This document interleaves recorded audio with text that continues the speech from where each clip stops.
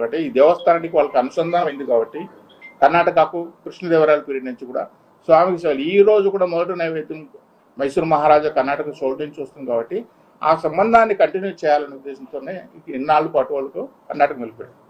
ఆ సంస్థను పక్కకు నెట్టేసి ఆల్ఫాని ఇంకొకటిని కొన్ని ట్రేడర్స్ని తీసుకొచ్చారు. సరే, మీరు చెప్పిన కండిషన్స్ ప్రకారం ఇన్ని లక్షల ఆవు పాలు ఉత్పత్తి చేయగలిగే సామర్థ్యం కావాలి, ఆవు పాలు ఉత్పత్తి చేయగలిగి మనం వెన్నకు కన్వర్ట్ చేసే సామర్థ్యం ఉండాలి, దాన్ని మనం నెయ్యిగా ఇన్ని డిగ్రీస్ టెంపరేచర్ చేయగలిగే సామర్థ్యం ఉండాలని చెప్పి మీరు కండిషన్ పెట్టినా అవన్నీ పక్కన పెట్టేసి ట్రేడర్స్ దగ్గర తక్కువ రేటుకి వచ్చాడు. సరే, ఆ ట్రేడర్కి ఎట్లా వచ్చింది నెయ్యి?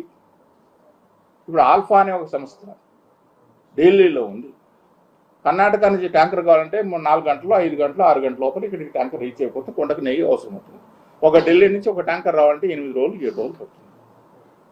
మరి ఆల్ఫా సంస్థకు ఇంత నెయ్యి ఎక్కడి నుంచి వచ్చిందంటే విదేశాల నుంచి బటర్ ఆయిల్ ఇంపోర్ట్ చేసుకునేవాళ్ళు. బటర్ ఆయిల్ అంటే నెయ్యి కంటే ముందు తయారు చేసే ముందు మనం ఇంతకుముందు మీకు చెప్పినట్లు వెన్న. ఆ వెన్న 2 రకాలుగా వెన్న, గేదె నెయ్యి ఉంటుంది, ఆవు నెయ్యి ఉంటుంది, జంతువుల నెయ్యి ఉంటుంది, రకరకాల నూనెలన్నీ ఉంటాయి.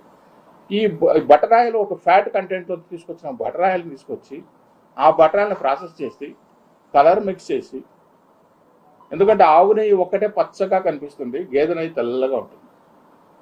ఆవు నెయ్యి అనేది ఏంటంటే కుకింగ్లో స్మెల్ వస్తుంది, ఫ్రాగ్రెన్స్ వస్తుంది, ఆ సువాసన కానీ రుచి కానీ మనం వండే కొద్దీ వస్తుంది. గేదె నెయ్యిలో ఏంటంటే ఓపెన్ ఎందుకంటే ఈ దేవస్థానానికి వాళ్ళకి అనుసంధానం అయింది కాబట్టి కర్ణాటకకు కృష్ణదేవరాయల పీరియడ్ నుంచి కూడా స్వామికి సేవలు ఈ రోజు కూడా మొదటి నైవేద్యం మైసూరు మహారాజా కర్ణాటక సోల్డ్ నుంచి వస్తుంది కాబట్టి ఆ సంబంధాన్ని కంటిన్యూ చేయాలనే ఉద్దేశంతోనే ఇన్నాళ్ళు పాటు వాళ్ళకు కర్ణాటక నిలిపాడు.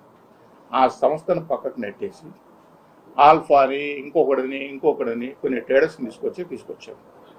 సరే, మీరు చెప్పిన కండిషన్స్ ప్రకారం ఇన్ని లక్షల ఆవు పాలు ఉత్పత్తి చేయగలిగే సామర్థ్యం కావాలి, ఆవు పాలు ఉత్పత్తి చేయగలిగి మనం వెన్నకు కన్వర్ట్ చేసే సామర్థ్యం ఉండాలి, దాన్ని మనం నెయ్యిగా ఇన్ని డిగ్రీస్ టెంపరేచర్ చేయగలిగే సామర్థ్యం ఉండాలని చెప్పి మీరు కండిషన్ పెట్టినా అవన్నీ పక్కన పెట్టేసి ట్రేడర్స్ దగ్గర తక్కువ రేటుకి వచ్చాడు.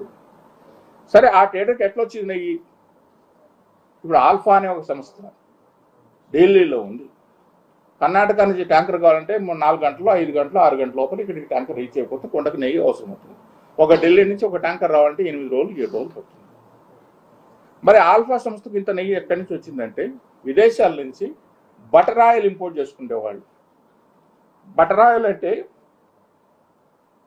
నెయ్యి కంటే ముందు తయారు చేసే ముందు మనం ఇంతకుముందు మీకు చెప్పినట్లు వెన్న.